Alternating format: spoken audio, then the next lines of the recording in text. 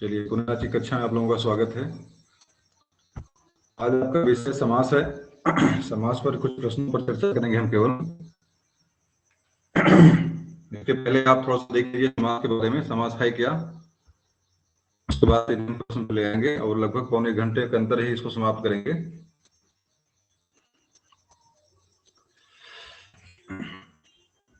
समास क्या है, समास कहते किसको है? एक चीज यहाँ दिया हुआ है, कई बार संस्कृत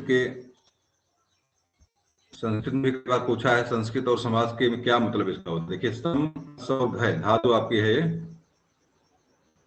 आवाज हमारी मिल रही है ना? आपको स्क्रीन दिखाई पड़ रही है? हेलो, क्या हमारी आवाज मिल रही है? आ रही है। चलिए ठीक है, स्क्रीन दिख रही है? हाँ। चलिए, तो देखिए इसमें समास का जो शाब्दिक अर्थ होता है सम अस और घ।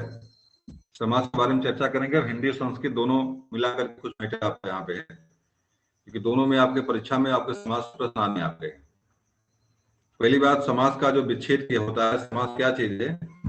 तो सम अस और घ, सम उपसर्ग के साथ अस धातु में घ प्रत्यय लगने से जो है आपका समास बनता है। ठीक, पहली चीज तो ये आपका काम की है, इसको दिमाग में रख लीजिएगा। अगला चीज है यहाँ पे है अनेक पदानाम एक पदी भवम समासम। अनेक पदों का जब एक पद हो जाता है तो उसे हम क्या बोलते हैं? उसे हम समास कहते हैं। अनेक पद माने अभी विद्या और आलय मिल जाए तो विद्यालय बन जाएगा। इकट्ठा होते हैं जहाँ पे, वहीं पर समास होता है आपका। और समास होने पर ये हो सकती है अनकंडीशनल, जैसे विद्याधन आलय, विद्यालय बन गया आपका, तो संधि भी आपकी है। दूसरी चीज है समसनम समासम। समसनम का समास का मतलब होता है, शाब्दिक अर्थ समास का होता है संक्षेपीकरण। देखिए यहाँ लिखा हुआ है, समास का शाब्दिक अर्थ क्या? संक्षेपीकरण, संक्षेप। तो ये चीज आप समास का शाब्दिक अर्थ याद रखिएगा, हिंदी में कई बार पूछा हुआ है। अनेक पद के मिलने पर समास होता है, और समास का जो विच्छेद यहाँ पे है, कैसे कैसे समास बनता है, उसके बारे में दिमाग में आपको रखिएगा। यहाँ देखिए लिखा हुआ है विभक्ति लुप्त यत पद अर्थे तीते पदानाम चैक पदम च समासम शो अदिते। विभक्ति विलुप्तते मतलब विभक्तियों के लोप हो जाने पर, यत्र तदर्थ स्तुते प्रतीयते, जहां पे संपद जो है आगे बैठ जाए, पदानाम चैक पदम, और वही 2 पदों 3 पदों के मिलने से समास बनता है और उसे समास कहते हैं। ये चीज यहाँ पे लिखी हुई है, नीचे लिखा हुआ इसका अर्थ है तथा जहां विभक्तियों का लोप हो जाता है, जिसका परंतु उसका अर्थ प्रतीत होता है और उसके पद मिलकर एक पद बन जाते हैं, उसे समास कहते हैं। नीचे आपके 40 में दिया हुआ है समास क्या चीजें हैं। जैसे लिखा दशरथ से पुत्र, दशरथ पुत्र बन गया। पीतम अंबरम यस्य से पीताम्बर बन गया। पीताम्बर में कौन समास है यहाँ पे? पीताम्बर में कौन समास है तो बता दें।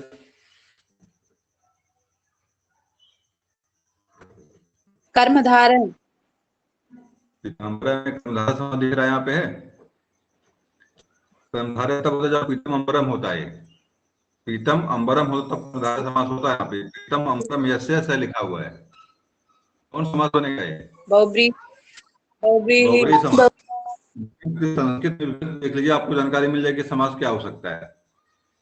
तो यस्य है माने पीला वस्त्र जिसका वो अर्थात वो जो है विष्णु भगवान, तो आपका यहाँ पे बहुब्री समास है। अगर पीतम अंबरम को लिखता, पीला वस्त्र लिखता केवल यहाँ पे, तब आपका पीताम्बर होता, तब यहाँ पे कर्मधारय समास होता आपका। विग्रह क्या होती है? विग्रह जान लीजिए, नित्य वृत्य अर्थाभाव बोधनम वाक्यम विग्रह। वृत्य अर्थाभाव बोधनम वाक्यम विग्रह, जो जो समास के वृत्तियों को अर्थ का बोध कराए, वही क्या होता है? वही आपका विग्रह होता है। 2 समास पदों को अलग अलग करिए, उसमें विभक्ति कौन सी लगी हुई है, उसका मतलब क्या है, प्रवृत्ति कौन सी उसकी है, जिसका बोध करा दे, वही आपका जो है विग्रह होता है। और विग्रह 2 प्रकार के होते हैं। समास विग्रह 2 प्रकार के, लौकिक विग्रह और एक अलौकिक विग्रह। दोनों समझ लीजिए यहीं पर, लौकिक अलौकिक क्या होता है। लौकिक का मतलब होता है जिसको जनमानस समझ जाए क्या चीज है ये। पुत्र है, दशरथ पुत्र था, दशरथ से पुत्र है। लेकिन अभी यहीं पर देखिए, यहाँ पे लिखा दशरथ पुत्र लिखा हुआ है। लौकिक विग्रह लोग समझते हैं, अभी घाय गज करके लिखेगा, यहाँ पे समझ नहीं आएगा, मतलब देखिए यहाँ पे लिखा हुआ है दशरथ गज पुत्र सु। अब ये समझ में किसी का आएगा? हमारे समझ खुद नहीं आता है, इसका मतलब क्या है? ये अलौकिक विग्रह है, जो प्रत्यय और उपसर्ग को अलग अलग करके बनता है, वो अलौकिक विग्रह आपका होता है। लौकिक विग्रह होता है जो समझ में आपके आ जाए। समस्त पद और समासिक पद क्या होता है? समस्त पद और समासिक पद, इसमें जब दो तीन शब्द जो है इकट्ठा होकर के एक शब्द का निर्माण करते हैं तो उसे हम समस्त पद कहते हैं। इन्हीं पदों को हम समासिक पद कहते हैं। देखिए यहाँ पे लिखा हुआ है समस्त पद या समासिक पद, अधोगम, चंद्रशेखर, त्रिभुवन, रामकृष्ण, ये सारे पद जो है दो शब्दों के योग से बने हुए हैं, इसको समस्त पद कहते हैं। दूसरी चीज, समास होते कितने प्रकार के हैं? लघु सिद्धांत कौमुदी कहती है कि समास है पंचभाग। समास कितने प्रकार के होते हैं? 5 प्रकार के होते हैं, लघु सिद्धांत कहती है। आपके एनसीईआरटी जो आपकी है, यूपी टेट आपका जो है, वो क्या कहता है? समास 6 प्रकार के होते हैं, समास है खस्ता। और यही मान भी है, लेकिन अगर मान लें विशेष रूप से लघु सिद्धांत कौमुदी का नाम अगर देता है कि इसके अनुसार समास कितने आपके, तो समास का जवाब क्या देंगे आप? 5 प्रकार के देंगे। लघु सिद्धांत कौमुदी किसने लिखा है?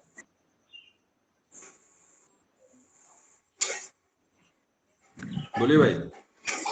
देखिए यहाँ लिखा हुआ वरदराज। हाँ यहाँ लिखा हुआ वरदराज। ठीक है, वरदराज ने लघु सिद्धांत कौमुदी लिखा है। समास के 6 रूप यहाँ लिखे हुए साफ साफ हैं, अव्ययी भाव, तत्पुरुष समास, कर्मधारय समास, द्विगु समास और आपका द्वंद्व समास और अंत में बहुव्रीहि है। लेकिन एक आपके भट्टोजी दीक्षित एक हुए हैं।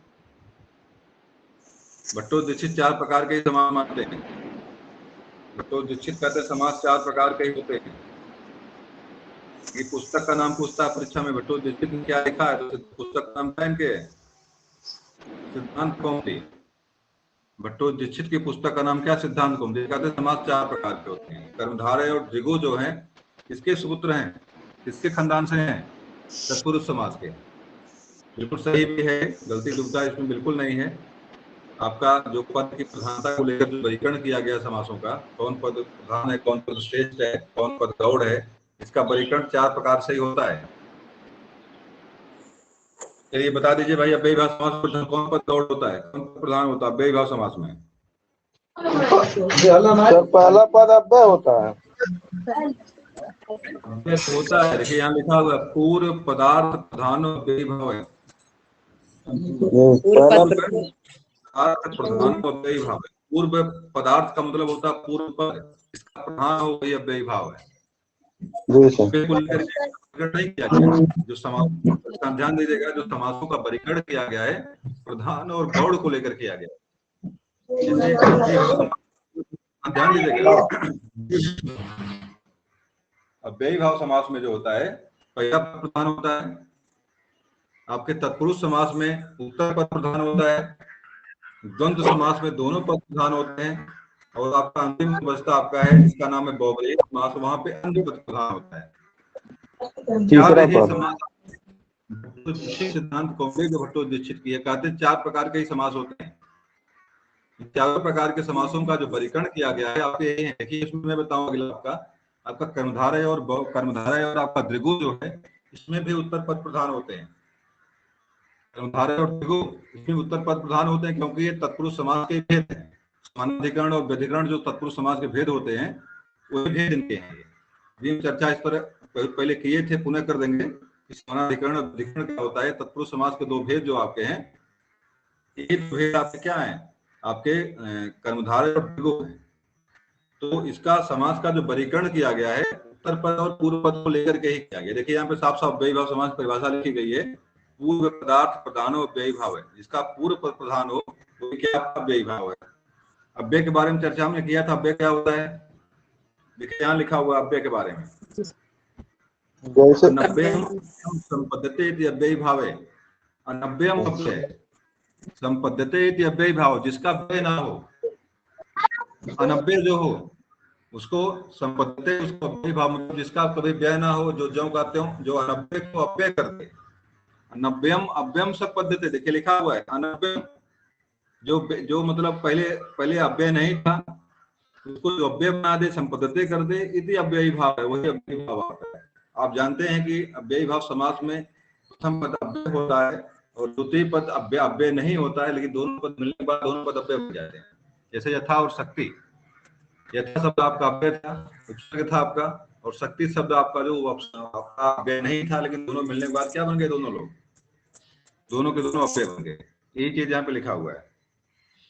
अगला देख लीजिए, यहाँ पे थोड़ा सा जल्दी जल्दी देखते जाइए।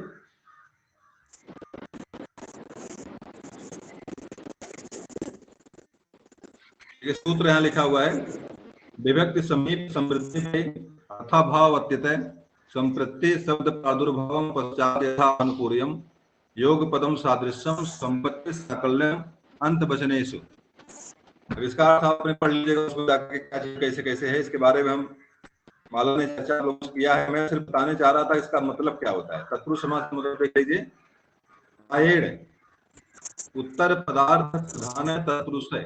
प्रायेण का मतलब होता है प्राय, जिसके उत्तर पद प्रधान होता है वह क्या होता है आपका अंत तक, जिसका उत्तर पद प्रधान हो वही आपका जो तत्पुरुष समास होता है। तत्पुरुष समास, तत्पुरुष है, तत् माने उसका पुरुष, बाद वाले का पुरुष, पहले वाले पहले वाले का था, इसमें बाद वाले का पुरुष है, इसे तत्पुरुष समास। तत्पुरुष समास के भेद यहाँ लिखा हुआ है, नए तत्पुरुष समास, प्रात तत्पुरुष समास, उपपद तत्पुरुष समास और आपका अलुप तत्पुरुष समास। ये परीक्षा में कई बार पूछा हुआ, ऐसा अनुस्वर दे देगा, आप कहेंगे कहां से आ गया। इसकी ब्राह्मण, इसकी नहीं दिखाई पड़ रही है,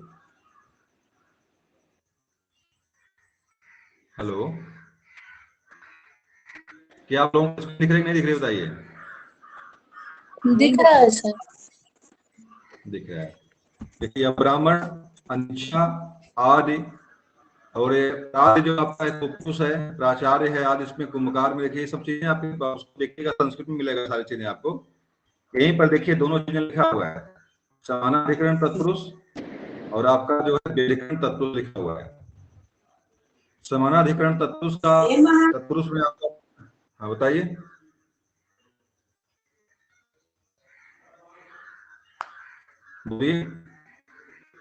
देखिए लिखा हुआ है तत्पुरुष है समानाधिकरण कर्मधारय, लिखा हुआ है तत्पुरुष है समानाधिकरण कर्मधारय।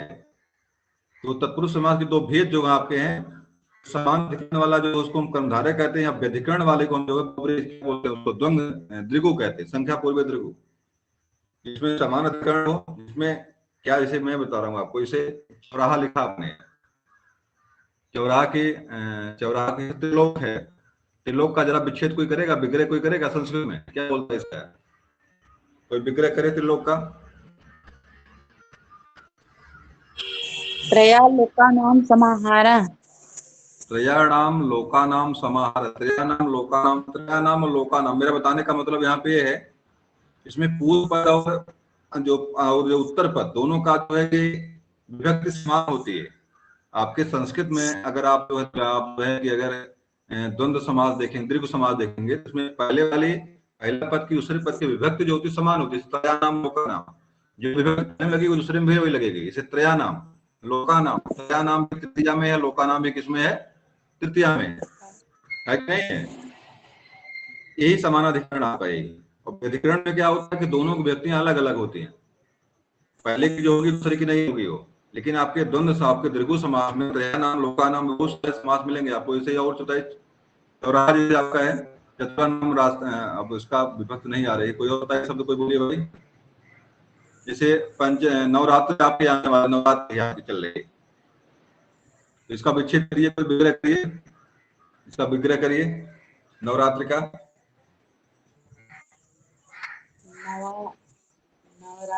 नवरात्राणाम समाहार है, नवरात्रियों का समूह। तो इसमें दोनों व्यक्तियां एक लगती हैं। बताने का तात्पर्य मेरा इतने यहाँ पे है कि आपके जो द्विगु समास होता है, संख्या पूर्व द्विगु इसको कहते हैं, उस समास में उत्तर पद और पूर्व पद दोनों होता है, उसकी विभक्ति समान होती हैं। और व्यधिकरण तत्पुरुष जो होता है उसमें विभक्तियां जो इसकी क्या होती हैं, इसकी विभक्तियां अलग अलग होती है। इसे देखिए व्यधिकरण तत्पुरुष समास के जो भेद यहाँ लिखा हुआ है, 6 भेद है, द्वितीय तत्पुरुष, तृतीय तत्पुरुष, चतुर्थी तत्पुरुष, जो अभी आप मिलेंगे आपको, जो जैसे हिंदी में पढ़ते होंगे, प्रथमा तत्पुरुष, द्वितीय तत्पुरुष, तृतीय तत्पुरुष पढ़ते जो आप हैं, ये भी इसमें समाहित है। उसके अलावा आप जो है कि जो आपका समास है, क्या बोलते हैं, कर्मधारय समास जो आता है आपका। कर्मधारय मतलब होता है कि इसमें विशेषण विशेष से विशेषण विशेषण बहुलम, इसको कर्मधारय बोलते हैं। मतलब विशेषण विशेष जहाँ मिलते हैं, जहाँ पे उपमेय उपमान मिलते हैं, सारी चीजें मिलेंगी आपको। इसमें आपका ये होता है, दोनों में आपका तत्पुरुष समास में, कर्मधारय समास में दोनों में जो पद होते हैं, पूर्व पद उत्तर पद दोनों का समान नहीं होते हैं, इसीलिए इसको जो तत्पुरुष समास कहते हैं। इसे देखिए यहाँ पे लिखा हुआ है कि यहाँ लिखा हुआ शरणम आगत, शरणम आगत, शरणम शब्द प्रथमा में है, शरणम द्वितीया में है, आगत है जो प्रथमा में है, दोनों ही नहीं है। अगला देखिए लोकम, लोकम अतीत, अब लोकम द्वितीया में है, अतीत आपका प्रथमा में है।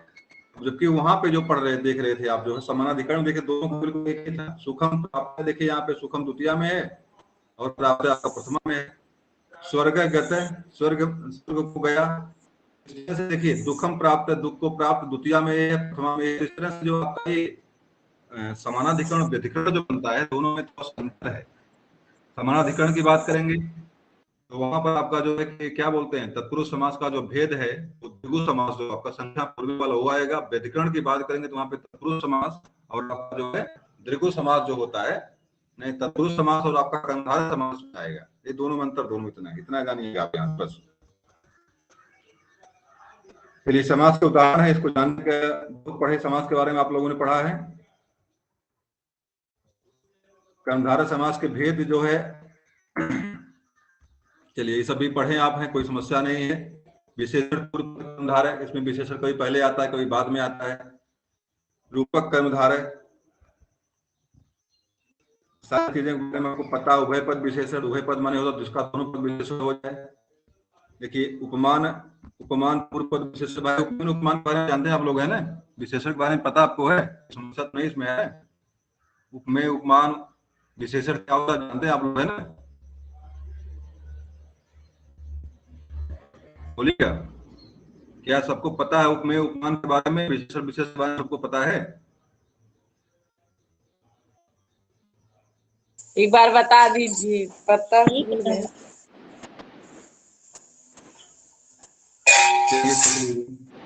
देखिए रूपक कर्मधारय यहाँ लिखा हुआ है, मैं कहता हूँ तो दिखा दूंगा आपको। यहाँ पे विशेषण लिखा हुआ है, विशेषण पूर्व पद कर्मधारय। विशेषण का मतलब क्या होता है, जो किसी शब्द की विशेषता बताए, किसी संज्ञा नाम के बारे में जो बात करें विशेषण होता है। इसे यहाँ देखिए लिखा हुआ सर्प है, वास्तव में सर्प के बारे में बात हो रही है। सर्प कैसा है, काला है। किसी वस्तु का जो उसकी विशेषता के बारे में बात करते हैं, काला शब्द यहाँ पर विशेषण कौन है और विशेष कौन यहाँ पे? काला नहीं, विशेष काला सर्प है, विशेषण आपका सर्प, विशेषण कृष्ण है, कृष्ण विशेषण शब्द है और सर्प आपका विशेष है। विशेष का मतलब होता है जिसके बारे में बात हो, विशेष का मतलब, विशेषण का मतलब होता है जिसके बारे में बताया जाए, काला गोरा नीला पीला हरा नीला जो भी बताया जाए, अच्छा बुरा, आपके विशेषण में आता है। जैसे आपकी गाय है, गाय आपका विशेष है और विशेषण क्या उसका हो जाएगा, काली है, गोरी है कि नीली है, पीली है, दुबली पतली कैसी है, ये आपके विशेषण में उसके आ जाएगा। यही बातें हैं, विशेषण विशेष यही चीज है। या रूपक देख लीजिए भाई, इसमें रूपक क्या चीज है, दिया हुआ उपमान, उपमान दिया हुआ यहाँ, उपमान की उपमान क्या चीज है, यहाँ लिखा हुआ है उपमानानि सामान्य वचने, उपमान वाचक शब्द का सामान्य वाचक शब्द के साथ समास होता है तो उसे उपमान पूर्वक उपमान कहते हैं। यहाँ देखिए उपमान उपमेय क्या है, उपमान क्या है, उपमेय क्या है।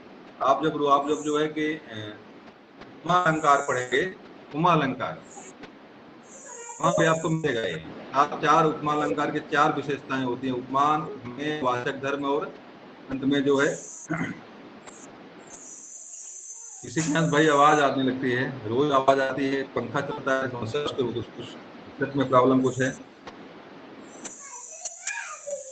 जरा देख लीजिए भाई, सही कर लीजिए तो क्या आवाज आ रही है। आप लोगों को देती हुई आवाज कहाँ से आ रही है, टकराने वाली आवाज कहाँ से आ रही है, उसको जरा बंद ना कर दीजिए, तो अपना आवाज मैनेज कर लें। अगर मैं बंद करूंगा तभी मेरा स्क्रीन कट जाएगा यहाँ से। चलिए बंद हो गई है। उपमान पूर्व पद कर्मधारय, तो मैं बताने मतलब था कि उपमान क्या चीज होता है, उपमान, उपमेय और उपमान, उपमेय जो विशेषण विशेष होता है वही चीज, बिल्कुल उपमेय उपमान भी वही चीज आपकी है। उपमेय और उपमान। उपमेय का मतलब होता है जो आपका वर्ड विषय जो आपका जिसके बारे में बात करना चाह रहे हैं, और जो भी उसको कल्पना दे। जैसे मान लीजिए यहाँ देखिए लिखा हुआ है घनश्याम, लिखा हुआ है यहाँ पे घनश्याम। तो घन आपका जो यहाँ पे क्या है, घन माने बादल, आपका उपमेय है, और श्याम शब्द क्या आपका है, उपमान है।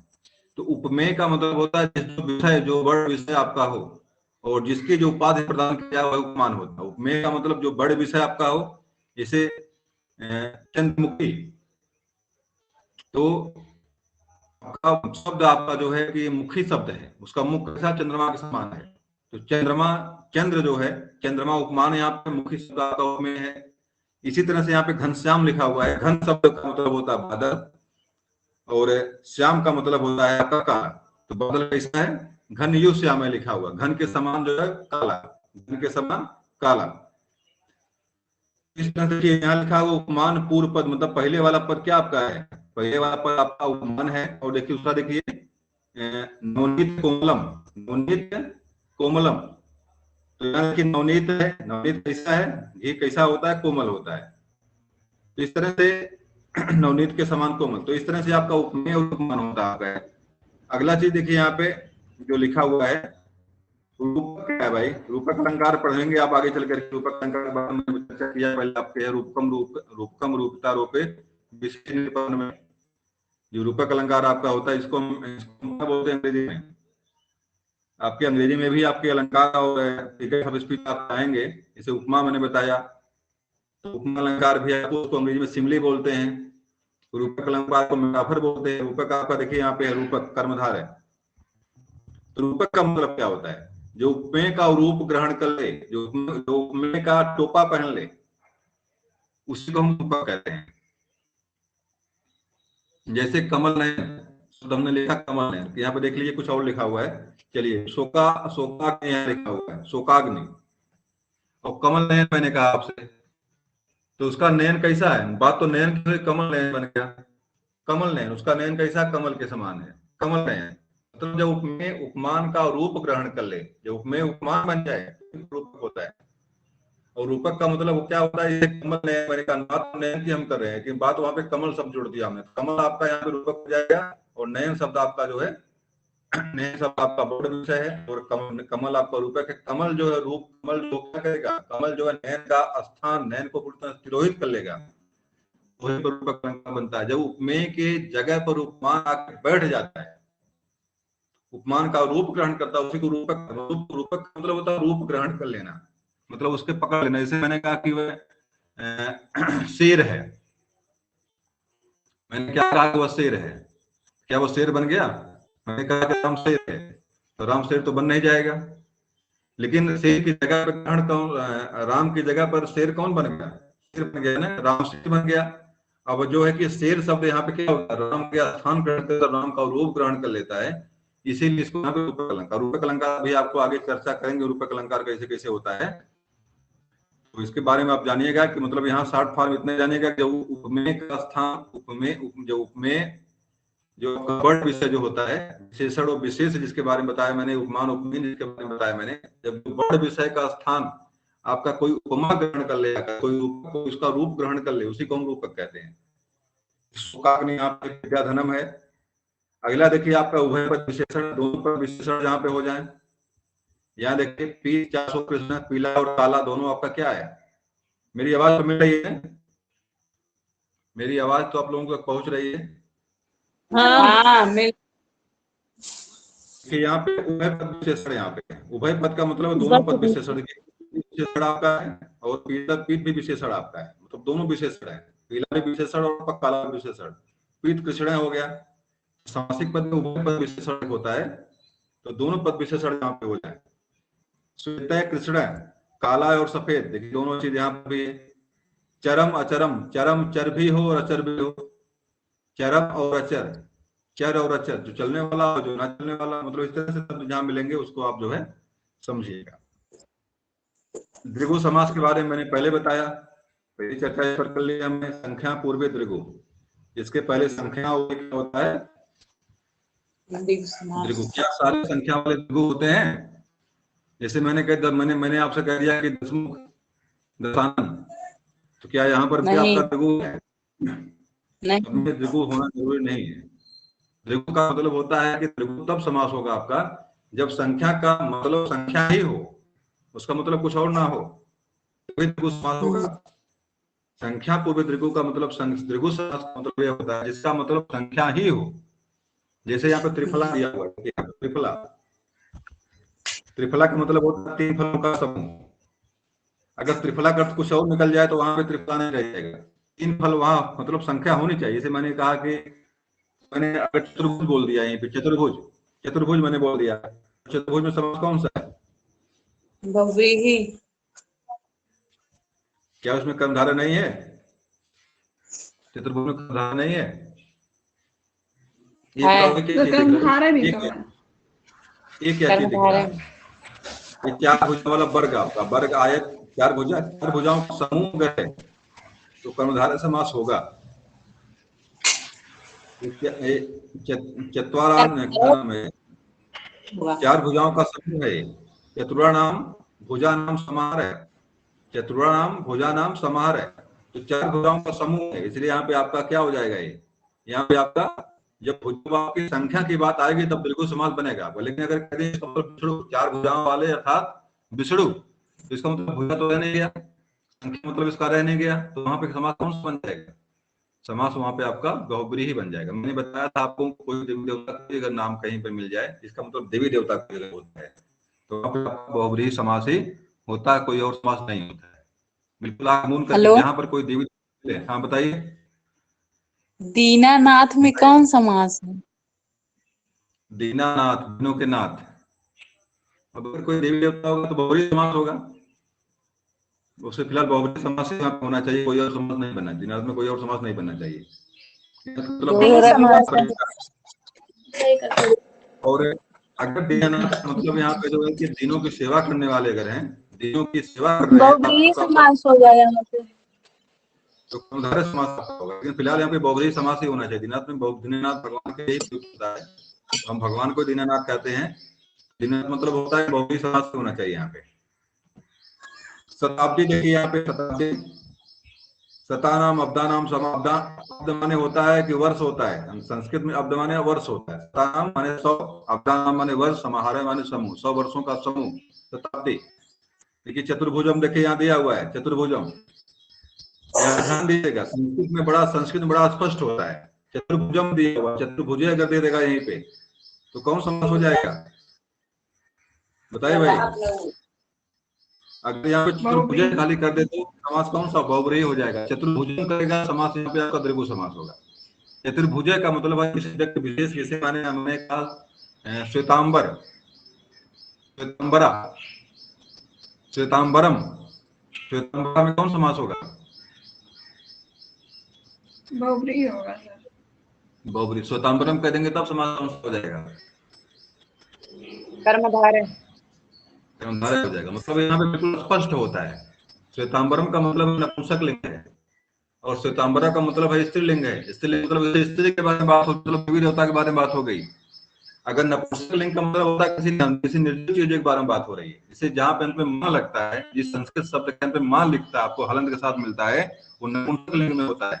और इसके अंत में विसर्ग लगा हो, बड़ा की मात्रा लगी होती है, पुरुष में होगा या स्त्री में होगा। अगर बड़ा की मात्रा अगर है तो स्त्रीलिंग होगा, अगर विसर्ग है तो पुल्लिंग होगा। तो स्त्री पुरुष होगा तो आपका देवी देवता बनेगा। अगर अंत में मां लगा हुआ है हलंत के साथ तो आपका नपुंसकलिंग होगा, मतलब कोई लड़की या निर्जीव चीजों के बारे में बात हो तो वहां पे आपका देवी देवता नहीं आएगा। तो मतलब संस्कृत में बड़ा स्पष्ट हो जाता है चीजें, हिंदी में स्पष्ट नहीं होता है। हिंदी में दोनों जगह जो आपका चतुर्भुज मिलेगा, आपके बहुब्रीहि समास में भी और आपके जो है आपके कर्मधारय समास में भी मिलेगा। लेकिन संस्कृत में जो स्पष्ट मिलेगा, श्वेतांबरा मिलेगा या श्वेतांबरम मिलेगा, पीतांबरा मिलेगा, पीतांबरा मिलेगा या पीतांबरम मिलेगा। मतलब संस्कृत में समस्या आपको यहाँ से बिल्कुल नहीं आनी चाहिए, हिंदी में समस्या आ सकती है, संस्कृत में समस्या नहीं। चलिए आगे बढ़ जाइए। बहुत सारे द्वंद्व समास देखिए, यहाँ मैंने बताया कि उभय पद प्रधानो द्वंद्व है, उभय पद प्रधानो द्वंद्व है। उभय पद जो प्रधान होता है वह क्या द्वंद्व होता है? उभय पद का मतलब उभय माने दोनों, पद माने पद, प्रधानो माने प्रधान, जिसका पहले वाला पद और अंतिम वाला पद दोनों प्रधान हो, किसी से कोई कम ना हो, वहीं पर क्या होता है? वहीं पर द्वंद्व समास हो। लड़ाई कब होती है आपकी? लंबी लड़ाई कब चलती है? दोनों पार्टी बराबर होती है, न किसी से वह हारे न किसी से जीते। और समझौता कब होता है? जब दोनों लड़ते लड़ते बिल्कुल पस्त हो जाते हैं, उनके बीच में दीवार खींची जाती है। दीवार यहाँ पे कौन सी दिखाई पड़ती है आपको? है देखिए बीच में आपको जो है यहाँ पे डैश मिलता है, योजक चिन्ह मिलता है यहाँ पे, हाइफन, जिसको अंग्रेजी में हाइफन बोलते हैं। और संस्कृत में यहाँ पे च शब्द मिलता है, च मिलता है, च। जैसे देखिए माता पिता लिखा हुआ है। मेरी आवाज तो मिल रही है ना? मेरी आवाज तो मिल रही है लोगों को? पितरों लिखा हुआ, पितरों लिखा हुआ है। पितरों में देखिए माता च और पिता च लिखा हुआ है। मतलब जैसे हिंदी में आपको जहाँ पे डैश मिलता है, जहाँ पे बीच में डैश जहाँ पे और लगाते हैं हिंदी में आप हैं, वहीं पर संस्कृत में आपके च का प्रयोग होता है। जैसे हिंदी में आप पितरों शब्द आ गया तो उसको माता और पिता कहेंगे, और संस्कृत में माता च पिता च। मयूरो लिखा हुआ है, मयूरों का मतलब बहुवचन में है, इसमें मोर मोरनी दोनों आते हैं। तो मयूरी च, मयूरी माने मोरनी, और मयूर माने मोर, पुल्लिंग में है। मयूरी माने मोरनी और मयूर माने मोर, बहुवचन में हो गया तो मोर और मोरनी दोनों आ जाते हैं। एक चीज और ये और करिएगा, अगर मातरो यहाँ पे लिख दिया हम मातरो, तो मातरो माने क्या होगा? मातरो माने, मातरो में समास कौन सा होगा? मात्रो। हाँ हेलो, हाँ बताइए। आवाज नहीं है। होगा। मेरी आवाज नहीं आ रही है भाई? सबको नहीं आ रही, किसी और को समस्या है? नहीं आ रही है, नहीं आ रही, नहीं आ रही है। आवाज आ रही है, आ रही है सर। आवाज आ रही है। आपके नेटवर्क प्रॉब्लम आपको है। देखिए मातरो शब्द जो लिखा हुआ यहाँ पे है, मातरो का मतलब ये होता है माता च पिता च। ये चीज याद रखिएगा, संस्कृत में पुल्लिंग और नपुंसक लिंग का जो बहुवचन होता है किसी व्यक्ति विशेष के लिए है, तो उसमें उसमें बहुवचन में आपके पुरुष स्त्री दोनों आते हैं। जैसे मयूरो, यहाँ पे मयूर लिखा हुआ है, इसमें मोर चाहे पुल्लिंग हो चाहे स्त्रीलिंग हो, दोनों इसमें आएंगे। उसे पितरों में, सब पितरों में माता और पिता आते हैं। नॉर्मली प्रयोग यही मिलता है आपको, अगर माता कहीं मिल जाए, शब्द मिल जाए कहीं अगर आपको, उसका मतलब भी क्या होगा? उसका मतलब माता चाहे पिता होगा, माता चाहे पिता चाहे होगा। दो दिमाग में रखिएगा, आप लोग गलती मत करिएगा यहाँ से, इस तरह से कोई शब्दावली मिलती है अगर आपको तो। चलिए सारी चीजें क्या हुआ, समाहार द्वंद के बारे में चर्चा हम पहले किए थे, जान लीजिए, अब समय ज्यादा नहीं है। अंत में बहुब्रीहि समास देख लीजिए, अंत में अपना बहुब्रीहि समास देख लीजिए। बहुब्रीहि समास में क्या होता है? बहुब्रीहि का शाब्दिक होता है, शाब्दिक अर्थ क्या होता है? बहुत चावल वाली केतली, बहुत जिसमें चावल, बहुब्रीहि बहुत चावल जिसमें, इसका मतलब होता है केतली। बहुब्रीहि का शाब्दिक अर्थ होता है केतली, जिसमें चावल बहुत ज्यादा बनता है, इसमें चावल खूब चावल जिसमें पकता है उसको हम बहुब्रीहि कहते हैं। बहुत चावल वाली अर्थात केतली, बहुत चावल जिसमें बनता है उसको हम केतली कहते हैं। जहां से जिसमें खाना बनता है उसको बहुब्रीहि समास के नाम से, मतलब खाना बनने का बहुब्रीहि का मतलब होता है बहुत चावल वाली, बहुब्रीहि। और बहुब्रीहि का मतलब ये जानिएगा कि जो शाब्दिक अर्थ इसका है, जो बनना जो वहां पे, जहाँ पे दोनों पद बेकार हो जाए, उत्तर पद पूर्व पद अपना अर्थ ना दें, उसके जगह पर कोई अन्य अर्थ हो जाए, उसी को हम बहुब्रीहि समास कहते हैं।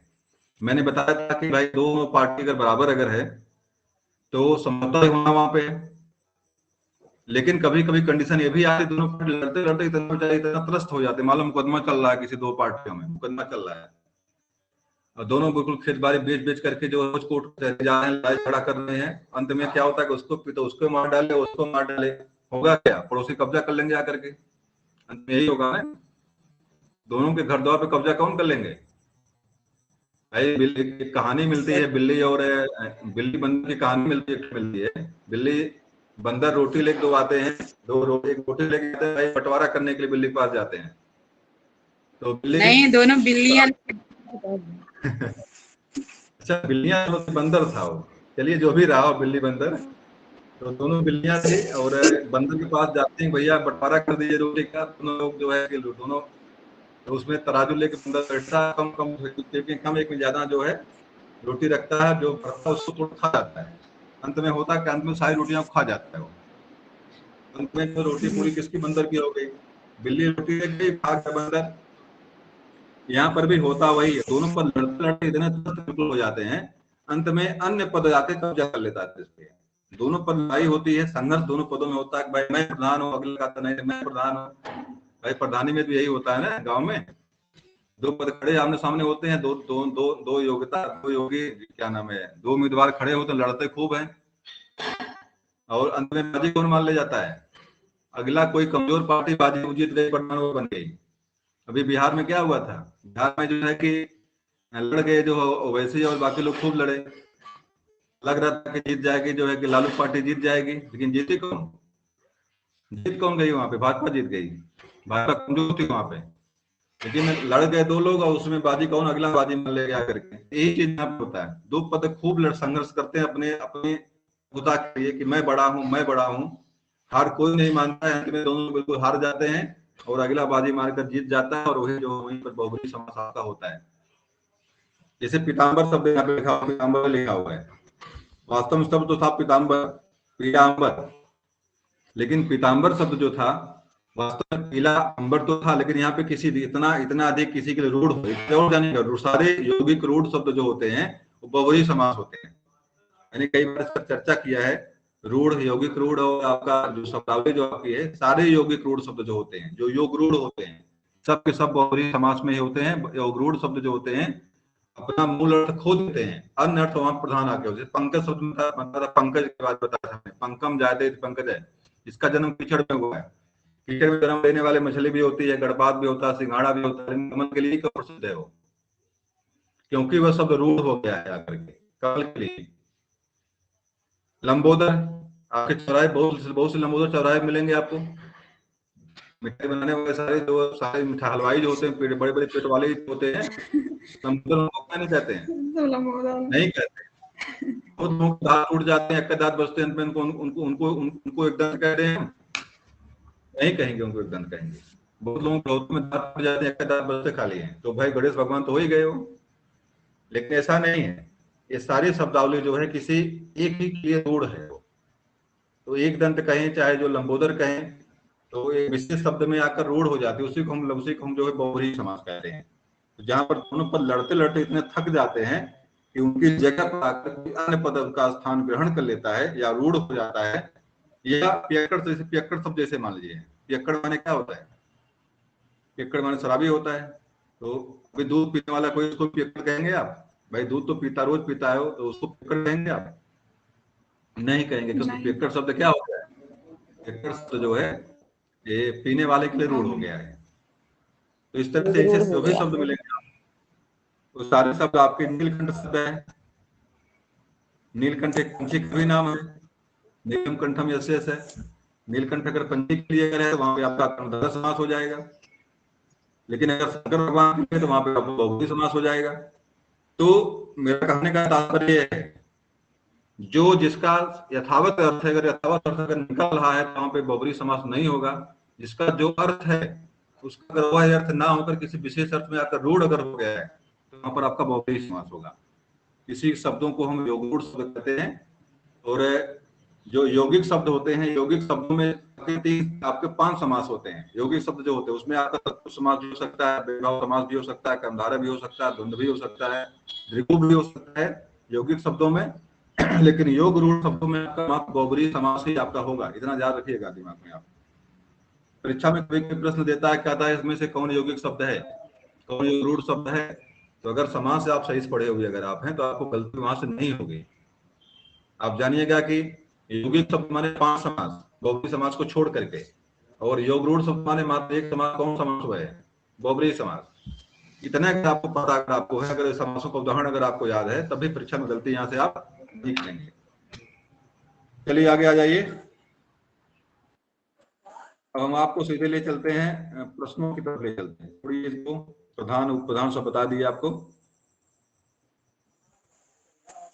इनको प्रश्न पर इन पर भी चर्चा नहीं करेंगे, जो प्रश्न उस पर सीधे ले चलेंगे आपको, क्योंकि समय हमारे पास है नहीं आज। चलिए इनको हम कैंसिल करते हैं।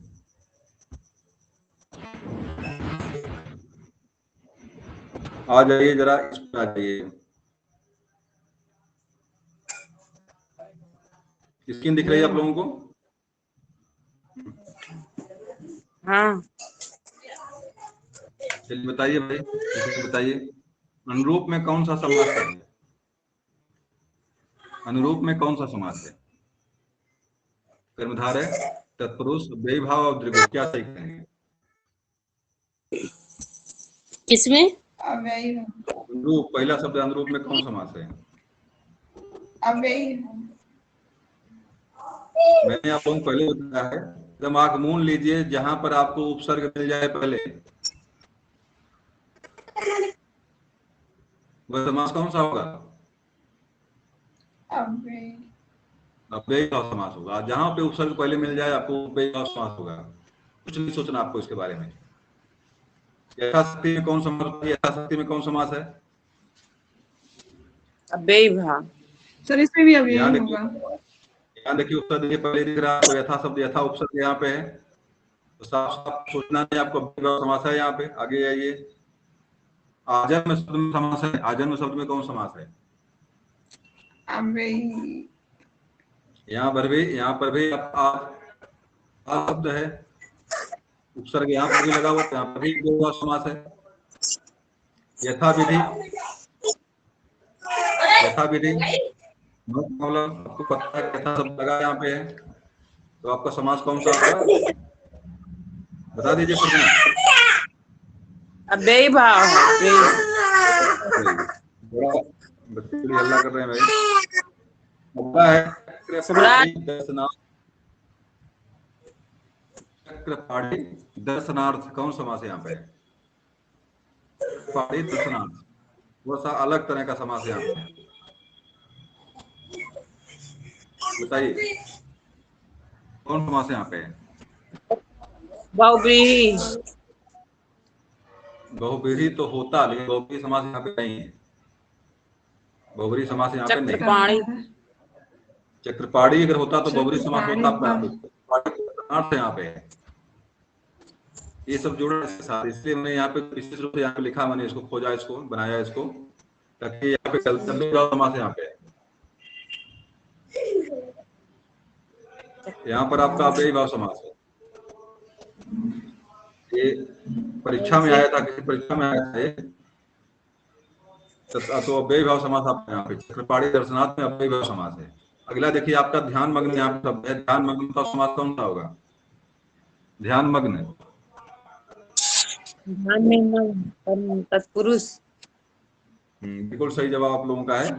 जहाँ पे आपको क्या बोलते हैं, जहाँ पर आपको कारक मिले। पुरुष समास कितने कारक होते हैं? पुरुष समास कितने भेद हैं? 6। कौन कौन से नहीं होते हैं? कौन कौन से नहीं होते हैं? कर्ता और लास्ट कारक उसमें नहीं होता है। चलिए ध्यान में मग्न, तो उसमें कौन समास हो जाएगा? तत्पुरुष होगा। तत्पुरुष में कौन सा होगा? तत्पुरुष में कौन सा होगा? ध्यान में वाला कौन सा है? संप्रदान होगा। संप्रदान आपका होता है संबंध है, अधिकरण है, अधिकरण है। अधिकरण में पद। पड़कुटी शब्द का समास है। पड़कुटी में कौन सा समास है?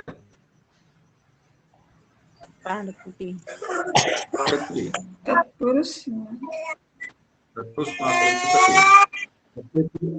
पत्ते की कुटी, पड़कुटी तत्पुरुष समास होता है, पहला वाला सही है। अधिकरण क्या है? संबंध कारक, संबंध तत्पुरुष समास, संबंध तत्पुरुष समास है यहाँ पे। गौशाला कौन सा समास में है?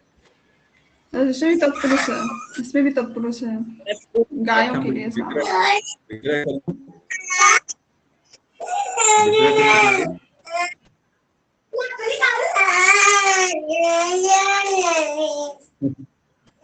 माइक बंद कर।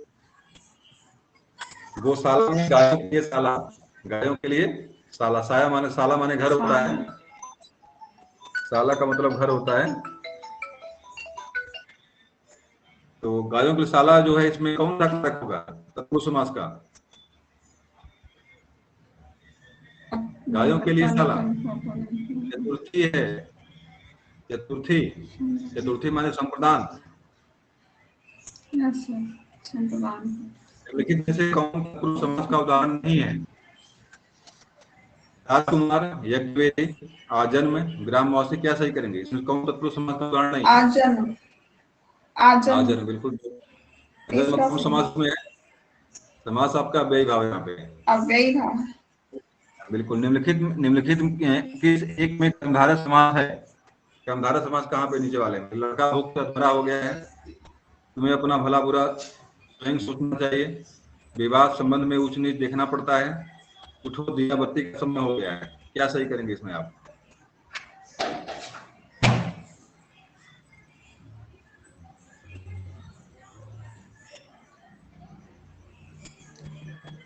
आंसर भी लिखा है क्या? आंसर देख लीजिए। लड़का भूख से अधमरा, लड़का भूख से अधमरा हो गया है। अधमरा कर्मधारय, अधमरा, अधमरा हो गया यहाँ पे है। यहाँ पे आपका कर्मधारय में से किसी एक में कर्मधारय समास आपका यहाँ पे, कर्मधारय में अधमरा शब्द आपका यहाँ पे कर्मधारय, इसमें आपका कर्मधारय समास। चलिए अगला आ जाइए। कहाँ थे हम लोग भाई? गुरुदेव शब्द में समास है।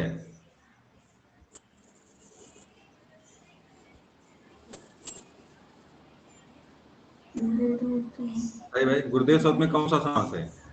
गुरुदेव शब्द में समास कौन सा है? डी वाला सही है। कर्मधारय समास, गुरुदेव कर्मधारय समास। बारहसिंगा में समास कौन सा है? बारहसिंगा में समास कौन सा है? द्विगु समास, द्विगु समास। संख्या पूर्व। क्या बारहसिंह का मतलब क्या बारहसिंह का मतलब नहीं, बारहसिंह हो जाएगा?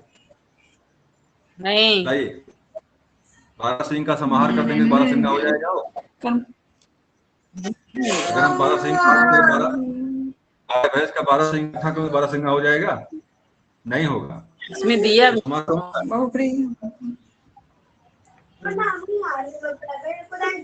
बात ध्यान समझिए, समास को ध्यान समझिए उसको। अगर उसका ज्यों का त्यों अर्थ अगर नहीं उसका निकलना है तो आपका वो समास नहीं होगा, बहुब्रीहि समास जाएगा वो। यहाँ पे अन्य पद प्रधान है बारहसिंगा में। बारहसिंह का मतलब अगर चौपाया कह दे हम, चार पैर काट के रहेंगे चौपाया हो जाएगा वो? बताइए भाई। चौपाया में समास कौन सा होगा? बहुब्रीहि। बहुब्रीहि होगा। चौपाया का मतलब होता है जानवर, पशु होता है। चौपाया का मतलब जानवर या पशु होता है। लेकिन चार पैर अगर आप इकट्ठा करेंगे चौपाया हो जाएगा? नहीं बनेगा। चारपाई, चारपाई में समास कौन सा बनेगा? द्विगु, द्विगु। बहुब्रीहि बनेगा चारपाई में। चार पैर इकट्ठा कर देंगे तो चारपाई हो जाएगी। चार पावा अलग अलग नहीं कर सकते ना उसको, अलग नहीं चार कर पावा सकते। बाजार से हम खरीद ले, क्या चारपाई हो जाएगी वो? चार पावा ला घर में ला कर दे हो जाएगी? अरे भाई द्विगु समास को बोलता समाहार्य द्विगु। यहाँ पे नाम पावा नाम समाहार, चार पावा समाहार कर लेंगे, समाहार वहां पे चार पावा बनेगी? नहीं बनेगी। के लिए आपको रस्सी पकड़ा और सारी चीजें और भी व्यवस्था करनी पड़ती है उसमें। और चार पावा से चारपाई नहीं बनती है, मात्र उसका नाम ही चारपाई को रखा गया है। चारपाई का मतलब है चार पावा के साथ साथ वहां पे रस्सी का वंचन और आपका पावा और सारी चीजें भी वहां पे चाहिए, तो चारपाई बनेगी वो। चारपाई की समास कौन सा आपका है? चारपाई में समास बहुब्रीहि समास। चौपाया था आपका, चौपाया जानवर होता है, उसी तरह चारपाई शब्द भी आपका है। ये सब चीजें जानिए। जैसे चौराहा शब्द मैंने कहा, चौराहा का समास कौन सा है? चौराहा में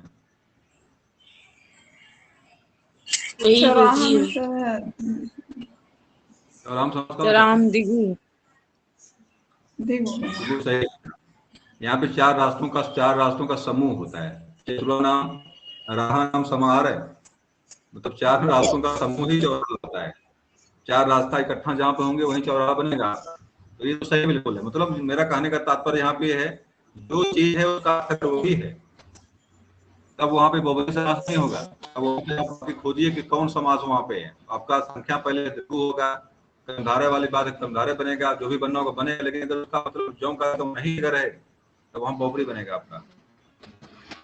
तो 12 सिंगा में समास आपका बहुब्री क्यों बना? क्योंकि 12 सिंगा में मतलब 12 सिंगी नहीं होती खाली, उसका हाड़ मांस और शरीर का ढांचा भी होता है। चौपाया का मतलब 4 पैर ही नहीं होता है, उसका मतलब वहां पे पशु होता है।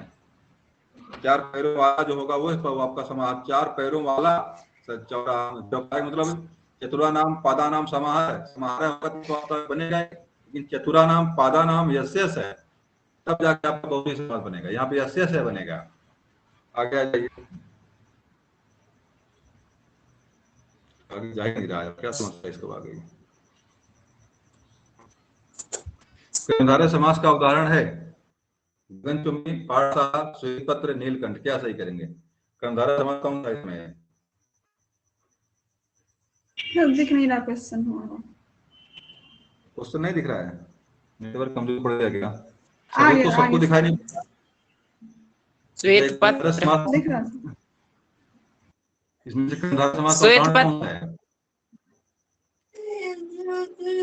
श्वेत पत्र, श्वेत पत्र नहीं, श्वेत पत्र का मतलब श्वेत पत्र रहेगा, श्वेत पत्र हो जाएगा। श्वेत पत्र भारत सरकार जारी करती है। श्वेत पत्र भारत सरकार जारी करती है, व्हाइट पेपर। तो श्वेत पत्र होता है वो राजकीय आज्ञा जो होती है, राजसी आज्ञा जो होती है नीलकंठ श्वेत पत्र में जारी। चूमने वाला गगनचुंबी जो है ना।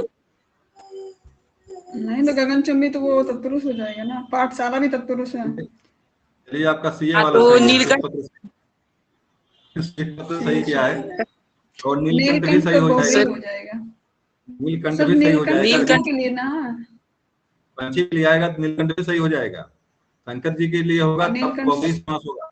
श्वेत पत्र का जो लिखा है यहाँ पे, कैसे श्वेत पत्र का मतलब ध्यान दीजिए, कि पक्षी के श्वेत लिए, पत्र का मतलब भगवान के लिए। ध्यान दीजिए, सुन लीजिए।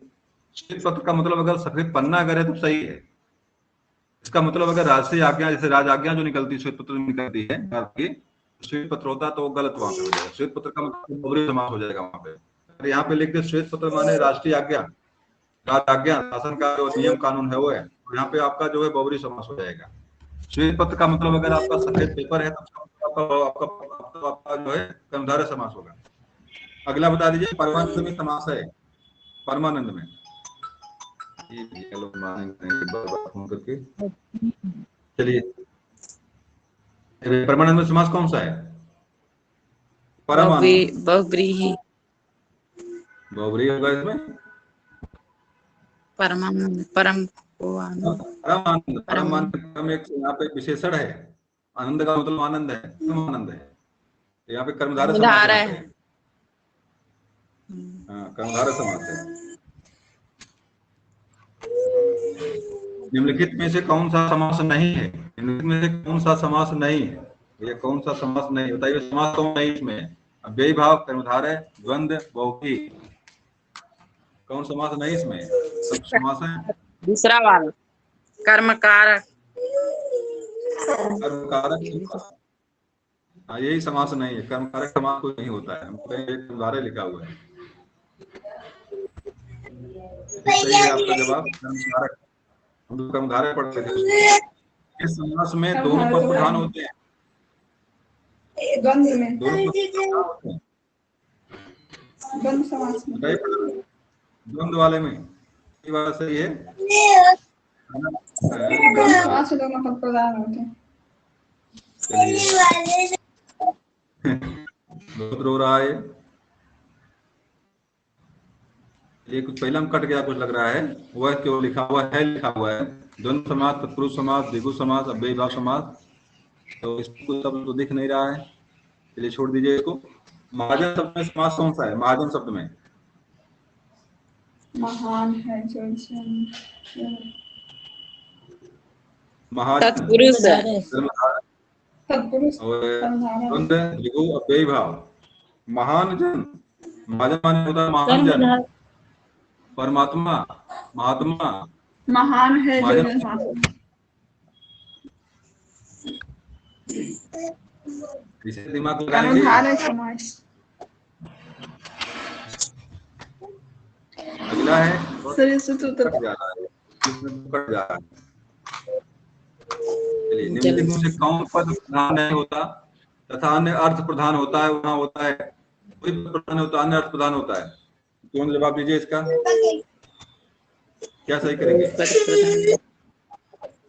बहुव्रीहि।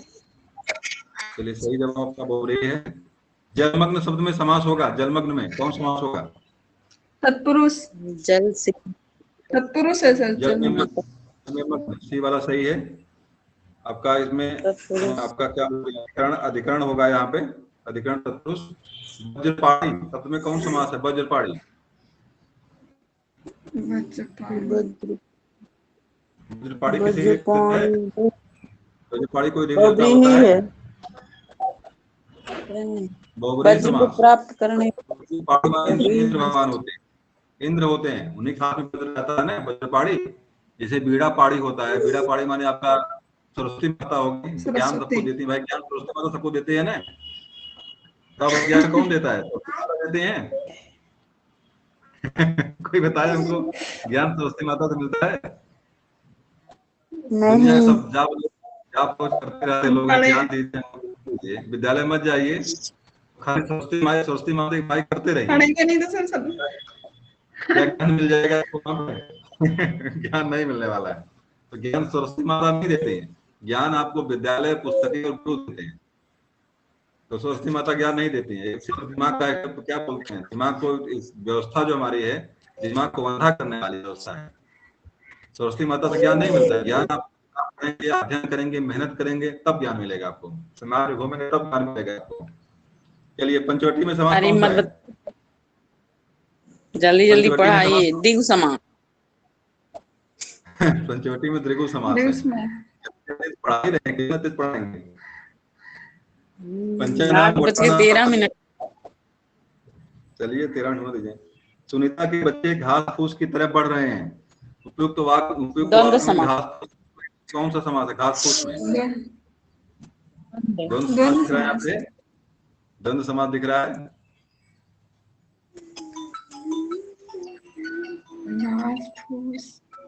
चलिए भाई, द्वंद्व समास है। बतान कौन फोन करके पढ़ाना, थोड़ी इसको बात नहीं करेंगे। यहाँ पे द्वंद्व समास है, ठीक है। घास फूस देखिए, यहाँ पे जो बीच में, जहाँ पे डैश बीच में जहाँ ले, वहाँ पे द्वंद्व समास नहीं होता, नहीं होता है। अगला देखिए, निम्नलिखित में से कौन सा शब्द बहुब्रीहि समास का उदाहरण है? बहुब्रीहि समास में शूलपाणी, यथाक्रम, हसमुख, हथकड़ी। यथाचक्र, शूलपाणी, हसमुख, हथकड़ी। बहुब्रीहि समास कौन सा इसमें? बोलिए फटाफट, क्या सही है? नहीं समझ में। शूलपाणी। देखिए, यथाक्रम में तो आपका बेयभाव समास है, हसमुख में आपका जो कर्मधारय समास है, हथकड़ी में हाथ में कड़ी, तत्पुरुष समास है। बचेगा कौन इसमें से? जो नहीं आ रहा है मुझे क्या होता है, लेकिन जो चीज नहीं पता वहां उल्टा कर लिए, वहां उल्टा करिए, चेक करिए इसमें किसमें समास कौन सा है। हथकड़ी में हाथ में कड़ी, तो यहाँ पे आपका तत्पुरुष हस और मुख आपका कर्मधारय समास है, में आपका आपका समास है। बचा कौन भाई? जो बचेगा वही समास तो उसमें रहेगा। भुजदंड में द्विगु समास, में द्विगु समास। भुजदंड में, माखन चोर में, भला भला में, चतुर्भुज में, क्या सही करेंगे? द्विगु समास किसमें? ऑप्शन के हिसाब से चतुर्भुज।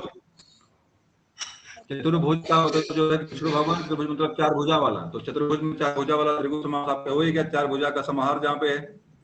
भला बुरा में कर्मधारय समास हो जाएगा। माखन चोर में माखन की चोरी करने वाला, तो यहाँ पे आपका बहुब्रीहि समास हो जाएगा। भुजदंड, इसके हाथ में दंड हो, भुजदंड हो, यहाँ भी बहुब्रीहि समास आपका होगा, भुजदंड वाला। बहुब्रीहि माखन चोर में, चतुर्भुज में आपका कर्मधारय, चतुर्भुज में आपका जो, चतुर्भुज में भी आपका बहुब्रीहि समास है, लेकिन चतुर्भुज में आपका कर्मधारय, चतुर्भुज में आपके द्विगु समास भी है। सर ऑप्शन में तो यही दिया था, यही रहेगा। अगला, प्रतिदिन शब्द में कौन सा समास है? सबको आना चाहिए, तुरंत जवाब दे दीजिए इसका। प्रतिदिन में प्रतिदिन अव्ययी भाव, अव्ययी। प्रति शब्द यहाँ पे उपसर्ग लगा हुआ है, आगमूल लीजिए, उपसर्ग जहाँ मिल जाए वहां आगमूल लीजिए पूरी तरह से। और किससे मार दीजिए, अव्ययी भाव समास पर मारिए। जिन समस्त पदों में पहला शब्द संख्यावाची हो उसमें समुदाय का बोध होता है, उसे क्या कहेंगे, समुदाय माने समाहार जहाँ पे हो उसको समाहारे द्विगु, संख्या पूर्वे द्विगु, तो आपका द्विगु समास होगा यहाँ पे। अगला देख लीजिए, पड़कुटी शब्द का समास भी आया था, ये पड़कुटी उन्हें बता दीजिए एक बार। तत्पुरुष। जवाब देख लीजिए, ये वाला है पत्ते की कुटी, पड़कुटी। सिंह द्वार शब्द में समास, सिंह का द्वार शब्द में समास है, सिंह द्वार तत्पुरुष। चलिए जवाब देखिए भाई क्या सही इसमें, ये वाला तत्पुरुष समास, सिंह का द्वार। अगला बताइए, कोश कार्य में कौन सा समास है, तत्पुरुष, अव्ययी भाव, कर्मधारय और द्विगु, क्या सही करेंगे कोश कार्य में?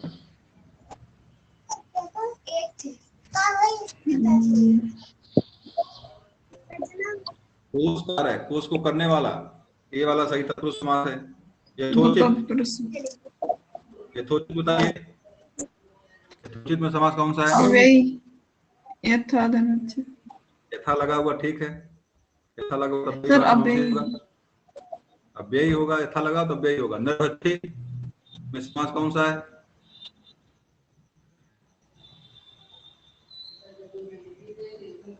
नरभक्षी, नर को खाने वाला, तत्पुरुष होगा, तत्पुरुष समास होगा, दिमाग ना लगाइए।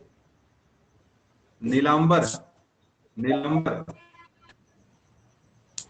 नीलांबर है, कर्मधारय होगा नीलांबर है,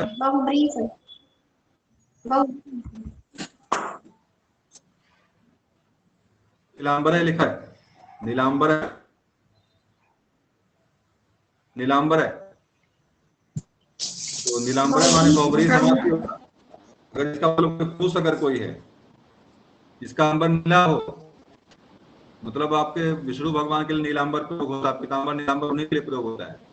तो नीलांबर मतलब होता है बहुब्रीहि समास। गौर करिएगा यहाँ पे, कर्मधारय समास आप तब लगाएंगे जब नीलांबरम होता है। अगर इसको नीलांबरम कर देते तब तो आपका कर्मधारय समास बनता। नीलांबर लिखा हुआ है ना, ये ध्यान दीजिएगा, पुरुष स्त्री के पुरुष के लिए है शब्द, किसी पुरुष के लिए नीलांबर शब्द है, इसका मतलब क्या है, यहाँ पे आपका बहुब्रीहि समास ही है। अगला देखिए, सप्तऋषि में कौन समास है?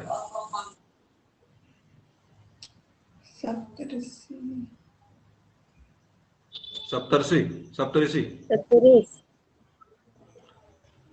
तत्पुरुष समास होगा यहाँ पे। तत्पुरुष कैसे हो जाएगा? संख्या पूर्व द्विगु होगा या तो बहुब्रीहि समास होगा, या द्विगु होगा या बहुब्रीहि होगा। बहुब्रीहि समास कहीं दिख नहीं रहा यहाँ पे है भाई। सात ऋषि मैंने, ऋषि मैंने कहा, तो सात ऋषि मैंने कहा तो यहाँ पे बहुब्रीहि है नहीं, तो कौन समास होगा? सप्तऋषि, ऋषिया नाम समाहार है, सात ऋषियों का समूह जो होता है उसको सप्तऋषि कहते हैं। नीलोत्पलम में कौन सा समास? देखो यहाँ पे माँ लगा हुआ, आप दिमाग लगाओ, जो बताया मैंने आपको, माँ लगा यहाँ पे, नीलोत्पलम, नीलम उत्पलम, माँ यहाँ पे, इसका मतलब है निर्जीव चीज कोई है ये, या कोई उस तरह की चीज, कोई प्रकृति कोई है, तो यहाँ पे कर्मधारय समास होगा। ये दिमाग लगाइए। जैसे अभी आपको पीताम्बरम कर दे, आप पीताम्बरा दे दे, श्वेताम्बरा दे दे, श्वेताम्बरम दे दे, तो वहां पर दिमाग हो जाएगा आपका ये। चलिए अंतिम प्रश्न आपका अब है, धनंजय में समास है, धनंजय में कौन सा समास? द्वंद्व, कर्मधारय, बहुब्रीहि या पेय? धनंजय,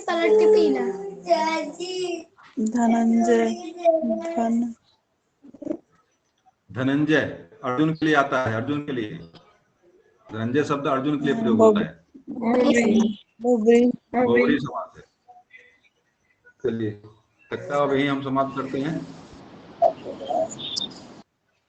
कक्षा से जुड़े रहने के लिए आप लोगों को बहुत बहुत धन्यवाद। स्वाति, प्रेम कुमारी, कुसुम, अर्चना और सुनील, आप लोग जुड़े रहे, तो बहुत बहुत धन्यवाद आप लोगों को। आज की कक्षा यहीं तक।